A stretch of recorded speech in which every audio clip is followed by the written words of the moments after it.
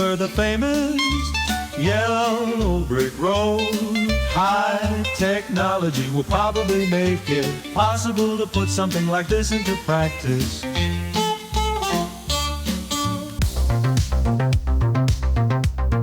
If you make the production of slabs, bricks, and stoneware from local raw materials affordable, it opens up the opportunity to construct durable roads.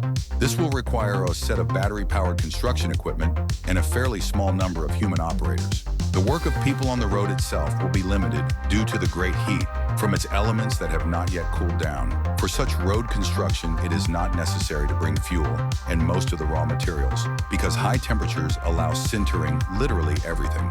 Speaking of high temperatures, first of all, you will need a really giant kiln. We present to you a high-temperature nuclear reactor, HTNR. Usually for kilning bricks, you need a high temperature. Literally a big stove and a lot of fuel. This approach creates a serious carbon footprint. Therefore, in this case, a high-temperature nuclear reactor is used. Be careful, the reactor is hot.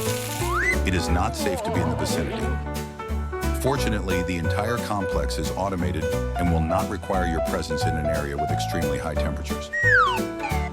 Asphalt production can also be organized on site if bitumen supplies turn out to be profitable. The autonomy of the entire complex is closer to the autonomy of nuclear icebreakers.